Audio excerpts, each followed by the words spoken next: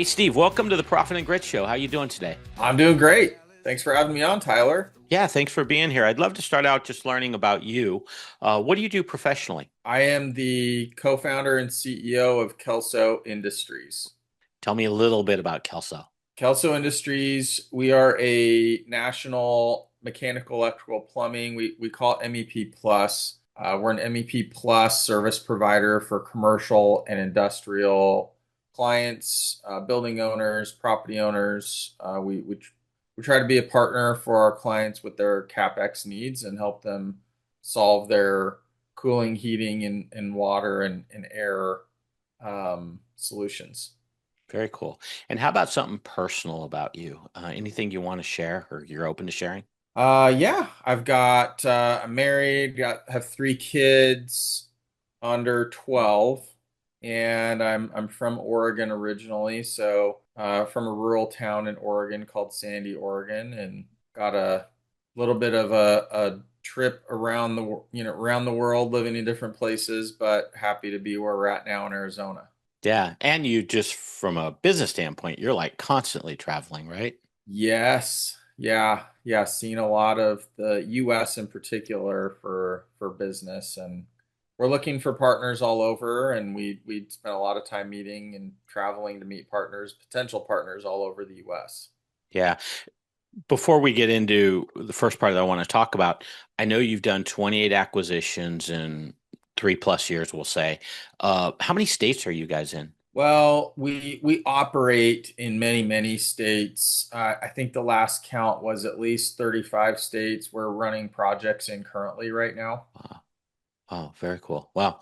So you guys have a big thumbprint already across the states. We do, and it's growing because our clients are bringing us to various parts of the country always, and we're happy to partner with good clients, and that could take you anywhere. In fact, we've done work for some of our clients in the UK. We've done work for some of our clients in Mexico and Canada.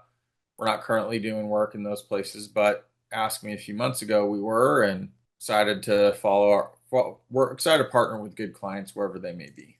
Yeah. So here's where I want to start. I want to go back to your story at Walmart where you grew a division pretty big. You went, I believe, from 15 million all the way up to 250 million, and you did that in like 3 years. And really, what I want to take away from that, well, I want to talk a little bit first. How did you do that? Like, what was take me through that story a little bit.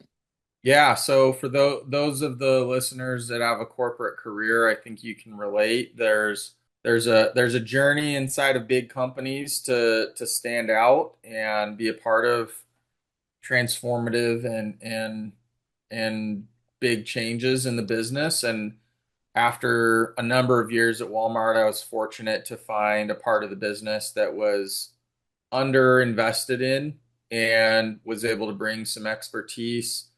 And frankly, the biggest thing that I felt I learned during that time was you can move fast, you can act with expediency, and you can bring a level of urgency that you can stand out personally, and you can actually help your business grow at a pace that wouldn't normally happen if it weren't because of your urgency. And for me, that's how I stood out. That was how my boss, the gentleman that I worked for, his name was Abhishek Subramanian. He works for Walgreens right now, and he and we tackled the world together, and late nights, we had a level of urgency that was just on fire, and it was the most fun I'd ever had in my career at that time because it felt like I might get fired at any moment. And Why is that? Because you were pushing the envelope? yeah, you're pushing the envelope on stuff that a lot of certain people don't want you to do because it's maybe moving their cheese. It's part of their department, but it's also part of yours, and you want yours to grow. You have to get a lot of stakeholders to buy in because you're effectively causing people around you to have to work harder. But you're selling all the time. You're convincing executives that there's a benefit to this. In fact, the type of work that we did there now is many times bigger, and we really set the stage for what this type of business can become through the urgency that we brought to the table every day. And that was game changing for me personally. And I've brought that to Kelso because I love operating that way. What would you say for like a business in the trades, whether it be MEP or HVAC or just some trade business, $5 to $10 million business? What are some changes that you guys made that might translate into what a business that side might be thinking about?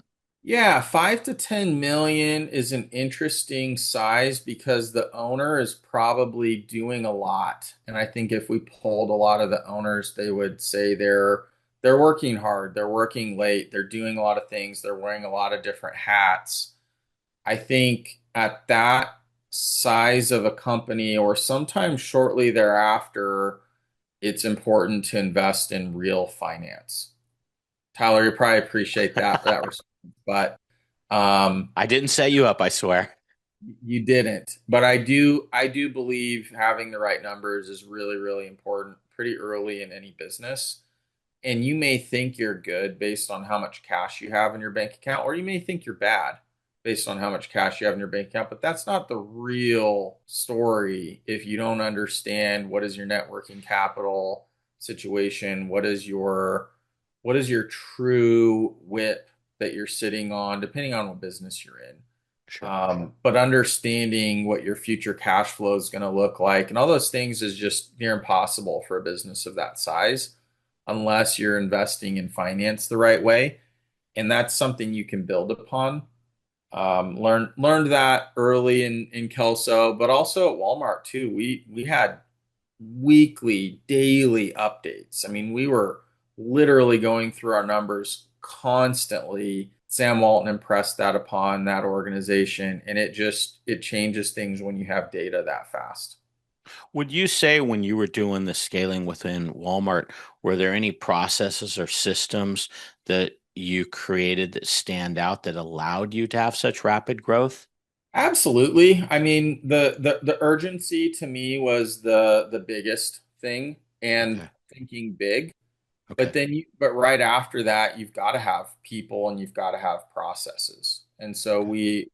we dreamed big, we put big goals out there, and then we had to go develop a plan to actually go do it. And that involves leverage operationally with people or leverage financially. And we found some amazing people to buy in to what we were trying to do at Walmart. We've done the same thing with Kelso. We've created a grand vision and we've found amazing people. And as we've gotten bigger, we've gotten better, and we've been able to bring on more folks, even folks with amazing talent as we've gotten bigger. That I always tell them, I love you guys, thank you for being here, but you wouldn't want to be with me 3 years ago. Which I want to get into that, but before I do, just so people can connect that are out in the audience, and typically my listener is going to be somewhere in that $1 to $10 million revenue range. When I hear you say think big, willing to take risks, that's easier, I think, if you're like a Walmart perspective to kind of think that way. What would you say to me though in me thinking that way? Am I thinking too small myself when I'm comparing it to small businesses? Or what does that mean? Should we as a small business be thinking, yeah, think big and have no guardrails? I mean, how do you equate that so that we can all connect at a smaller level? Well, I mean, thinking big is relative to your current environment, I believe, and you should have, I believe you should have a very big vision of what you could achieve, but you should also have a 1 year vision and a 3 year vision. And the very big vision of what you're trying to achieve, it should stretch you. It should cause you to feel a little bit uncomfortable. But if you play that back a few years, maybe your big vision is a 10-year goal, maybe it's a 5 year goal, but you should play that back to your current situation and put a realistic plan over the next 1 year that you feel is financially reasonable for your situation. I'm not suggesting anyone should do anything irrational, but Sure. I do encourage people to think outside of the box. because a $5 million per year business might say it's impossible to get to 10 million, but I promise you somebody has. Hmm. Going from 5 to 10 is very hard though. How do you do it? That's going to be totally specific to you with your people and your processes and your investments. But I guarantee if you're running a $5 million business, somebody's figured out how to get it to 10. And if you believe in your long-term vision, you're not gonna sleep day or night until you figured out how to develop a plan to get yourself from 5 to 10. That might take 3 years, it might take 5 years, it might Yeah. take 1 year, depends on what you're doing. Maybe you're one customer away, maybe you're an acquisition away, maybe you're a hire away. But if you're moving in that direction, you'll eventually achieve your goals. And over time, your wins will stack on top of each other. Yeah, it's one of my funnest questions when I'm talking with a particularly new client is what are their goals? And you learn so much. It, most clients are pretty conservative in terms of their goals, but it reminds me of a guy I interviewed, John Wilson. He runs Wilson Companies. And when I interviewed him, I had done research on him and he said he's a $30 million company. His next goal is to be a $100 million company. But I think he's updated his goal because when I interviewed him, he's like, 100 million seems small now. He's like talking $1 billion valuation. So it's just funny how some people, I think, are programmed or they let themselves think outside the box where it's almost limitless in terms of what they can do. And I think a lot of us, and maybe to some degree, I'm in this group, I'm a little more conservative in my goals. And I think sometimes it holds you back. Yeah, 100%. 100%. And you can't only be doing visionary work all the time. You've got Sure. to actually go out there and execute. And I've been really blessed to have a lot of people that are willing to execute on our vision. And early on, a few years ago, probably a good 3 years ago, I put out there that we would grow Kelso to $1 billion of revenue. And pretty much everybody was like, oh, I like working with you, or I like partnering with you, but that seems kind of crazy. And I can report now, as of a few months ago, in the last trailing 12 months, we have crossed 1 billion Wow. in less than 5 years from when we started. So I I believe outrageous goals can be accomplished, but you're never going to accomplish the goal if you don't at least put a goal out there to work towards. Yeah, that's a good one. Hey, it hasn't always been though, sunshine and roses. When you first started out, it wasn't, it was during COVID and it wasn't the greatest experience. In fact, I think you were almost on the verge of bankruptcy. Could we talk through that first acquisition? Yeah, yeah. So I have a degree in construction management. I worked for general contractors. I worked with my hands on asphalt crews. I grew up on a farm. I knew how to work with my hands, but I also wasn't an expert in HVAC, and so I had a lot to learn. The first business we acquired was a light commercial HVAC business in Phoenix, and it was a good sized business. It was a little bit of a stretch for us to start with that business, but it was good because we had some infrastructure, we had some team, we had some processes. Oh, some of those things were outdated, a lot of paper, notebooks, stuff like that, which we know is a little hard to scale with and manage at bigger numbers, but was a really good place to start. I started learning how to estimate by coloring blueprints and counting and putting prices to diffusers and counting rooftop units and putting prices to all those things and lineal footage of duct work. And I really got my hands into the weeds of operating this business. And we we were new to this industry and we didn't quite understand the pitfalls. And a lot of the pitfalls are related to finance Mhm. and cash. And at one point, we thought we were the smartest operators in the world because we had a whole bunch of cash. And not that long later, we thought we were the dumbest operators in the world because we were out of cash and very worried about our survival. Again, at that time, we didn't understand how WIPs worked. We didn't understand how cash forecasting worked, and we got into trouble for sure. So, taking from that experience, what would be your number one piece of advice? Company has a cash crunch. what do they do? Like what would be your number one recommendation they should be doing? Well, if you're in a very major cash crunch, I think there's probably a process you're going to have to go through to beef up your cash position. And first thing is look at your AR and figure out where you've got AR hanging out there. Get on the phone, call your customers, tell them you need to be paid now. You're past the contracted allowable period of time and you need to be paid. Go sit in their office. In fact, I went and sat in multiple offices of our customers and I needed that payment. Past the allowable time, it's my money and I need it to survive. And oftentimes clients don't realize that is the means of survival for some of us. Secondly, I would look at your vendors. Not the most enjoyable thing to be said, but hey, some vendors you're paying too fast, and some vendors they may need to partner with you for survival. Um, Thirdly, I would look at your inventory. Maybe you've got too much inventory. Maybe you need to go to your vendors and develop a sort of just-in-time delivery methodology so it improves your cash position. And then the last thing, I would go work with your capital source, your bank, and develop a plan. Develop a plan with them. But all along the way, this is really hard to do if your numbers are not right.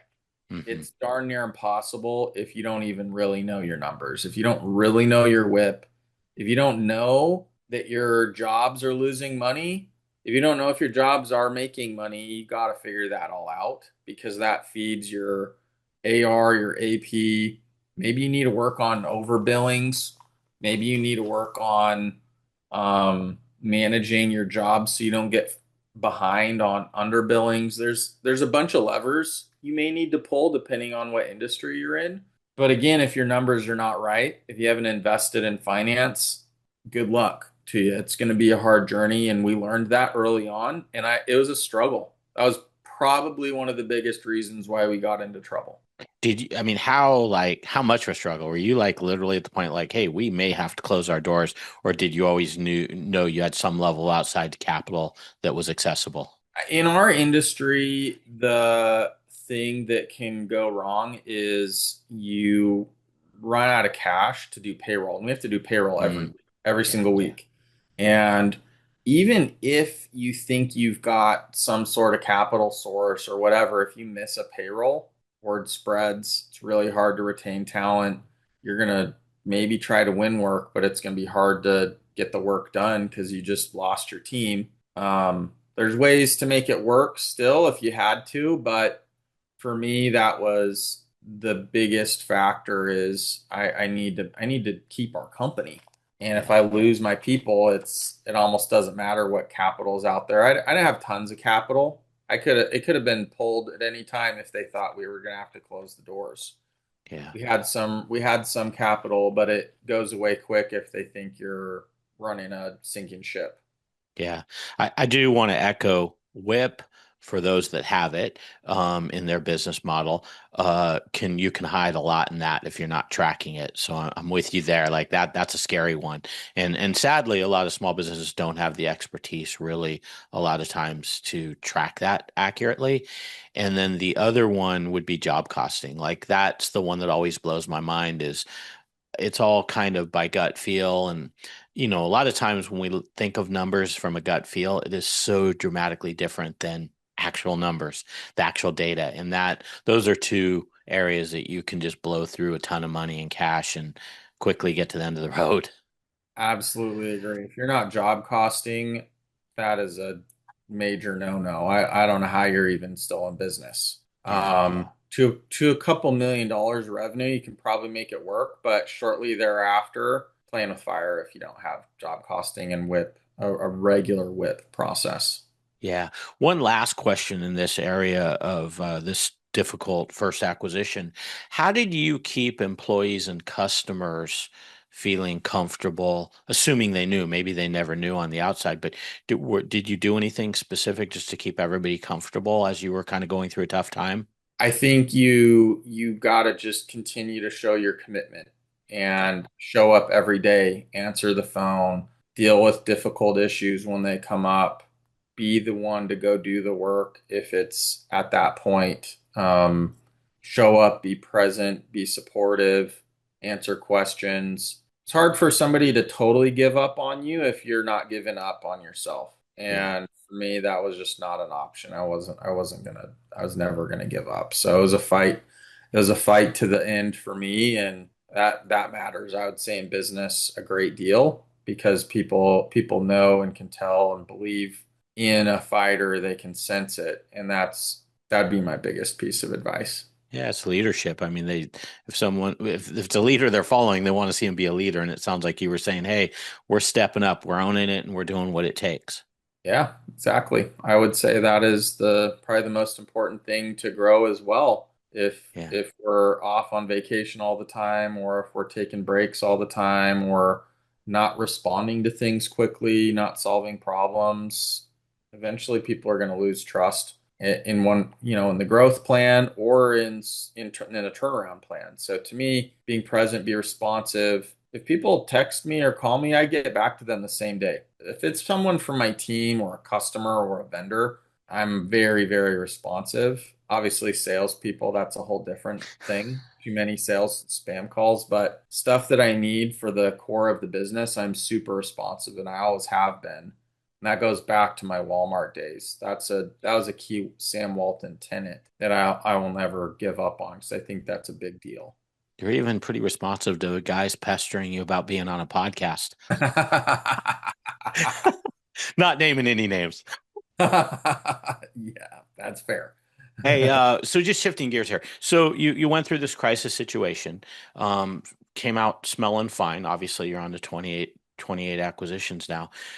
You picked a partner that was a special partner in that he was a childhood friend, and I want to talk through that a little bit. How do you like deal with someone that's so close, a childhood friend you've been with for many years? How do you guys deal with disagreements or kind of when there's not alignment in terms of you two and your vision, or are you guys always on the same page? Yeah, I mean, we are different humans. We have a lot of the same foundation. We were even roommates in college. So Wow, we did learn how to resolve issues that date all the way back to fourth grade, um, all the way into college. In some ways, we've been very lucky. I think we both have a mutual respect for each other that probably is one of the biggest factors. If you don't have mutual respect, it's probably hard for this to work.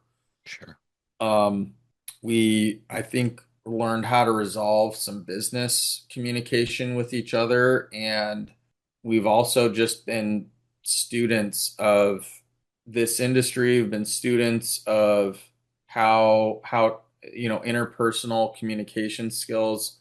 We've just been students of we're going to figure this out no matter what, and nothing's ever going to stop us. And I think when you have that mindset and you know someone for so long, when they say something dumb, you still love them. And you still and you say, I get why he said that. Or when I say something dumb, he says the same about me, and we both we're able to move past anything that would come up so fast because we'll bring it up so fast or we'll work through it so fast. It's like, okay, we have the same long-term goals. And there's not going to be a little thing, an ego thing here or there. Not saying that it doesn't happen every now and then, but we work through it so fast that it's like, oh, I'm not going to stop. I'm not going to stop on that issue. We're working past. We have this long-term goal. Why would I let this little issue get in the way of that? sure. Do you guys have a certain level where you're kind of in your lane and he might be in his lane, and those that is part of how things work smoothly too? Absolutely. Absolutely. I have a totally different career level of experience and leadership experience than he does. And I'd say that's probably the biggest thing is very little overlap. Um, he's the finance, capital, PE expert. I'm the leadership, operations, people, the people side of the business expert. And not an expert, but that's where I focus. And I love that side of the business, and he loves his side of the business. And so together we're able to operate at a level that I think is pretty unique. Yeah. What would you say to someone that was considering going into business with a friend? Would you recommend that? Would you say, hey, consider these things? What would be your thoughts around that? I would learn how you communicate through conflict before you ever even sign anything together. And if you can work through conflict, that's a big win. But shortly thereafter, I would say if you're both willing to solve conflicts, you better partner with somebody that has complementary skills. Because if you're missing a whole bunch of skills between the two of you that are necessary for the future goals you've got, then you got to go find somebody else. And it's if it's core to your strategy, then you're stepping all over each other as partners. You're stepping over each other's toes all the time. Um, we developed a roles and responsibilities document recently that we use for our executive team. But as I wrote that out and I drafted it, it was really cool because I put a draft version for him and for me. And we went back and forth on it for a little bit. And it was like, this is what we've been doing for years. And we didn't even have it in a document. We just knew these are the areas that we were to both focus on. So that worked out well for us. But I think if you're thinking about a new partner after you've learned how to solve conflict, you better figure out a roles and responsibilities matrix very quickly. Yeah. I know you guys have played kind of like a good Steve, bad Steve type role. Can you talk about that a little bit? Yeah, a few years ago, we had our first president's meeting, and it was really funny because somebody raised their hand, and I forget the context why, but somebody raised their hand and said, "Oh, bad Steve said this, and good Steve said that." Now we were like, "Oh, what is that?" And they said, "Oh yeah, Steve Carroll's." They called it good Steve, and Steve Nicholson's bad Steve because that's that was part of our journey and our negotiations. And um, I was probably a quicker yes, and he was a quicker no during It's certain always things. the finance guy is the bad guy. That's funny, but yeah, that's true. We needed that discipline, so I thank him all the time. And now our some of our presidents have said he's the smart Steve, so I'll give him a lot of credit for being very smart, even though I might be willing to say no or be the bad Steve. Hey, so I want to shift gears here a little bit. Um, you guys aren't doing necessarily anything unique in terms of private equity, but I've also, in my research about you, you've said, hey, PE usually does this wrong. They usually hurt value of the companies they're acquiring. Let's talk about the contrast of what you guys are doing a little bit differently than maybe what other PEs commonly do. Yeah, I don't mean to say that PE hurts companies' value because that's a very broad statement, but Sure. sometimes PE can focus on the dollars too much or focus on the financials too much. And so when we were early crafting our strategy for Kelso, it was helpful because I came from the industry. I have a degree in construction management. I've worked with mechanical, electrical, plumbing companies for many years. And we were able to bring to us what I feel is our a bit of our competitive advantage with our strategy and the way we go to market, what markets we go after. It's MEP, but we have a special approach that I think sets us apart. And we tailored our capital around it. We tailored our M&A strategy around it. We tailored our operating strategy around it. And um, I think if you tailor your business around your financial strategy, you can miss the opportunity. And we were able to leverage some insights that took probably a number of years for me to realize that makes us a little bit different in that way. And we try to carry that forward with our partnership model now because those folks know as well. They're boots on the ground. They've been dealing with this stuff. And when we talk about our strategy, we always get a resounding, yeah, we believe in that. That's great. I think that's a big reason of why people have come to join us. We're blue collar guys, farmers from Oregon in construction and service businesses now. I'll never be as good of a welder as majority of our employees or an electrician as good as our employees, but I can commiserate with what they're doing and appreciate what they're doing and also commiserate with our clients and what they're actually trying to solve with their budgets and their CapEx dollars. And over the long haul, we feel like we're building the pieces that solve the puzzle for both sides. Can you give me an example of where numbers didn't necessarily drive the acquisition, where let's say like a traditional P might have, it was all driven by numbers, where you guys are what are you doing that's looking at it a little bit differently? Yeah, so we developed the Kelso flywheel.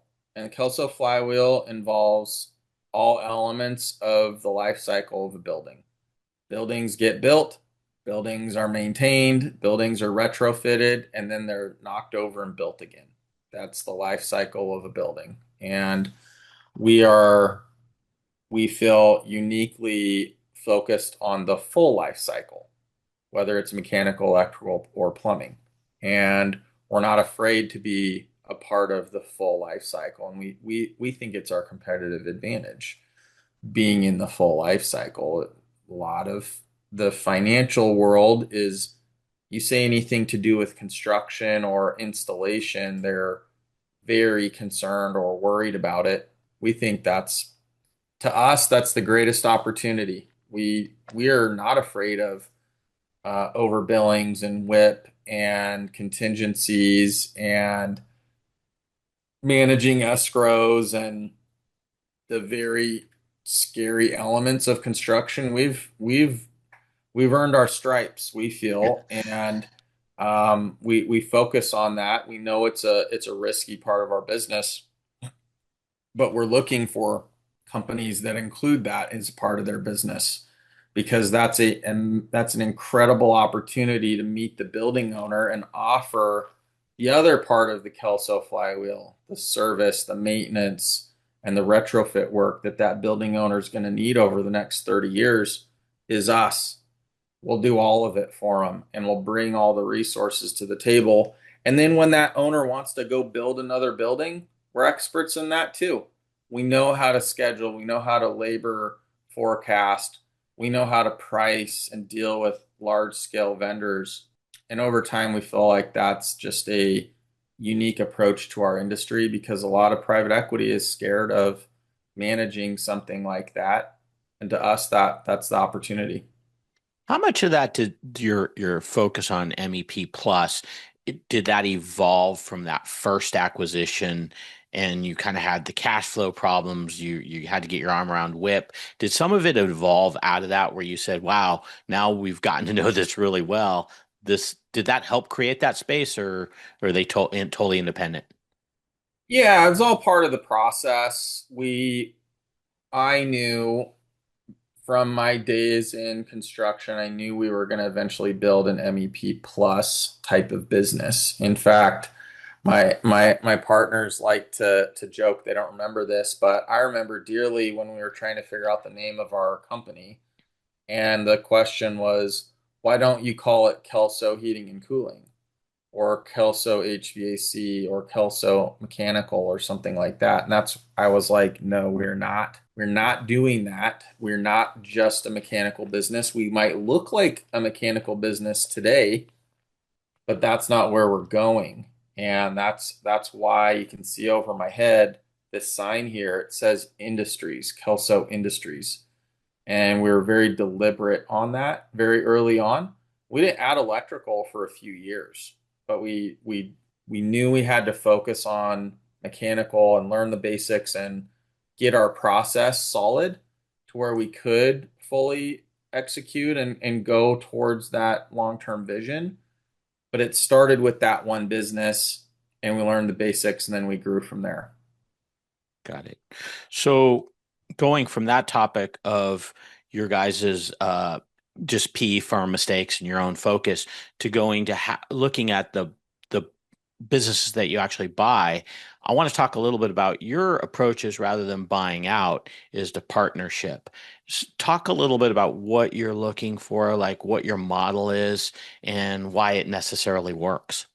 Well, this goes back to when we first started. We acquired a business, and the owners left within like 2 weeks. Oh, wow. And we probably could have kept them around for a little bit longer, but it's tough. The owners sell, they want to go sit on the beach, they want to enjoy the fruits of their labors. And we didn't structure the deal to where they were incentivized to stick around. There was no reason for them to stick around, and that was on us. And so we had a steep learning curve, and that plays into a lot of the challenges we had at that business. Whereas in addition to that, we wanted to grow. And I think a lot of the business owners that are listening to this right now, I'm sure are realizing, man, it's hard to once you get to 10, 15, 20 million, you're grow your team a little bit. It's really scary and hard to grow beyond that because you're probably working a lot if you want to grow. And somebody quits and then you have to do their job. It's really hard. So I was working 100 plus hours a week just trying to survive. And my partner, Steve Nicholson, would constantly show up. He lives in Utah. I moved to Arizona to run this business. He would show up and we'd discuss how can we make another acquisition. And I would just be like, dude, I am tapped, man. I can't do another. There's we're barely making it work right now. How could I possibly run another business that we acquire? And we were looking at stuff in Texas and California and Utah. And I would travel around sometimes and just be like, this looks great, but like this person wants to retire and I don't know. I don't know how it survives with us. I don't know. And that was the early stages of Kelso and why we didn't get any acquisitions done for a year after we Wow. started. And it, I was learning the business hands on, dealing with every little issue that might come up, customer related, vendor related, employee related, office related, cash related. Um, and I just didn't have time. So and I'll give Steve a lot of the credit, he planted the idea for me to think about with partnership and how private equity uses partnership. And when you talk about partnership from an equity standpoint, and we were able to meet somebody up in Idaho. He's our partner to this day, but we met him up in Idaho, and I remember flying up to meet him after talking with him a number of times and saying, "Look, this is what we're trying to do. Um, I wouldn't be able to come up here and run this business. We want to buy you out. What do you think?" And he's like, "Well, I don't want to sell. I don't want to go sit on my couch. That doesn't sound very fun. I'm young. I'm hungry. I'm excited. His team is his family." And that's where we had the idea of, well, why don't you sell us your business, but you're a big chunk of the value of your business. You buy Kelso stock with us and you partner with us. And I remember when we said that to him, he looked over, he's in his truck, he looked over and said, "I'll do it." And that's when we were like, maybe we're onto something here. Let's see how this goes. And it's turned out great. He's continued to be an amazing partner. He he works really hard. He's an amazing partner. And that's how we realized, man, if we could find partners that actually don't want to just leave. They've been investing in this. They put their heart and soul into this business. They believe they could do more if they had capital and partners to take this business to the next level. They just need a little bit of support, whether that's financial, HR, bonding, pre-qual support or relationships from customers or confidence to make some specific hiring investments or different things. We realized over time that Kelso can bring that value. And we focus solely and exclusively on that now. We look at every deal with the lens of, is this a potential partner? And we celebrate new partners. We're excited about it.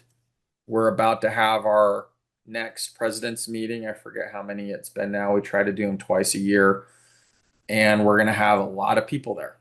And it's really exciting because we've got partners all over the country that are financially, emotionally, spiritually bought in to what they joined.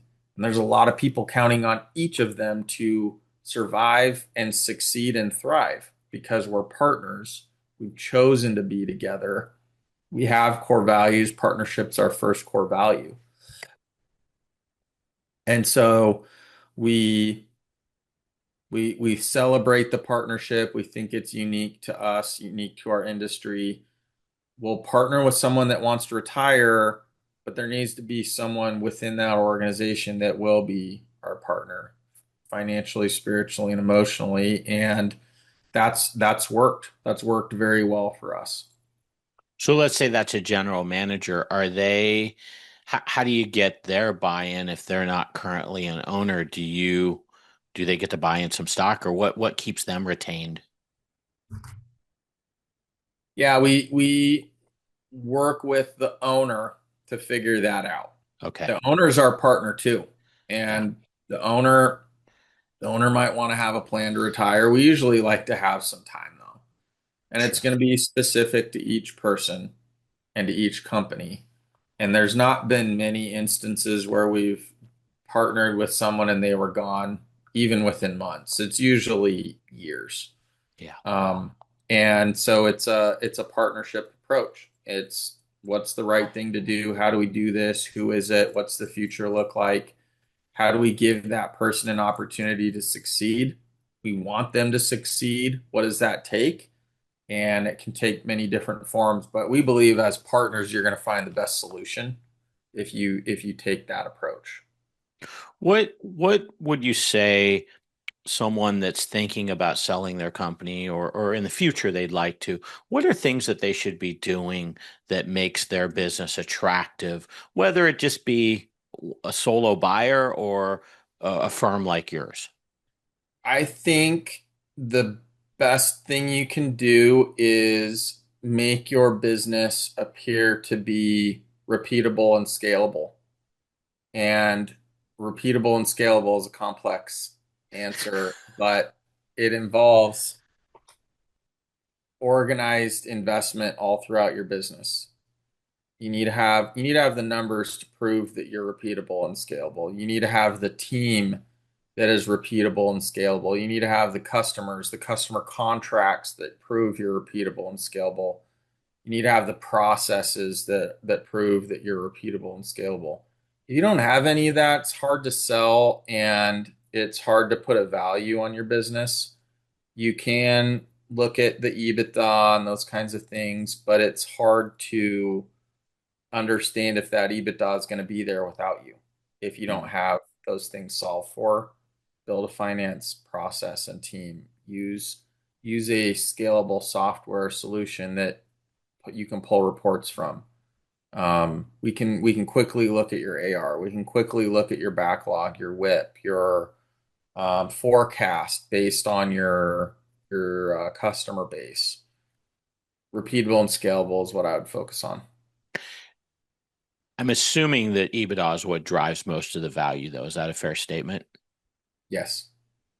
Okay.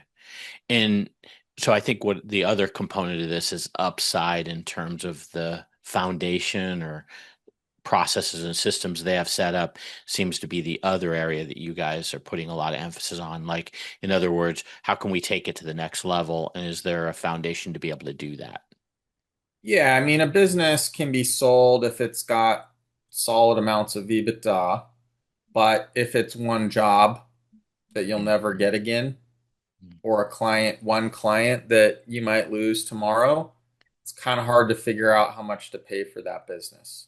So, are you maximizing value? Maybe for your cash flow when you don't optimize that part of your business, but when you're trying to sell, it is hard to figure out what the value of a business is, or even if even if it's even sellable, if it's just one customer and or one project. So Good stuff. you gotta go to the farther end of the spectrum as much as possible to maximize the value of your business in that scenario.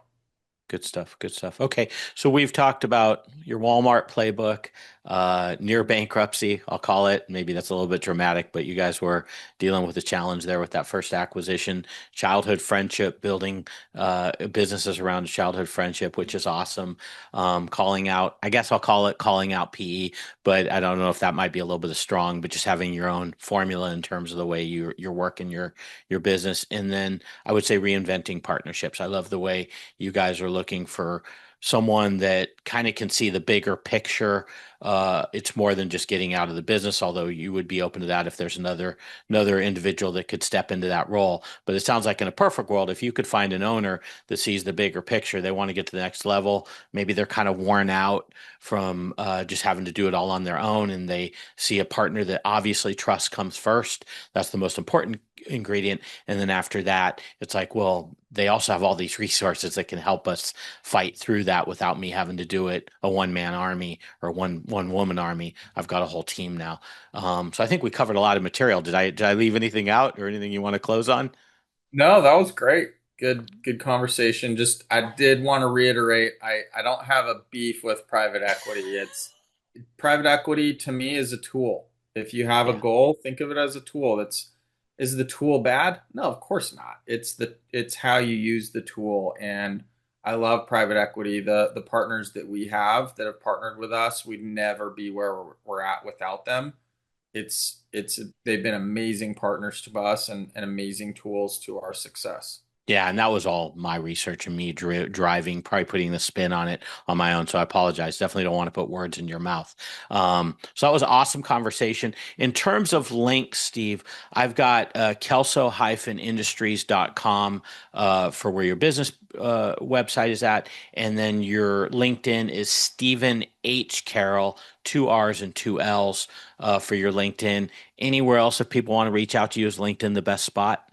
LinkedIn is great. You can I'm pretty much always connected on LinkedIn. Ask to connect with me, and if you want to catch up, send me a message.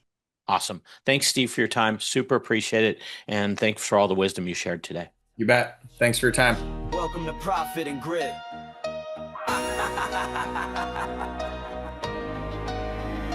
Failed, it's profit and grit, not luck and a wish. From the wrench to the spreadsheet, we're stacking our chips. Slow season hits, man, we tighten the ship. It's the blue collar way we build, not dip.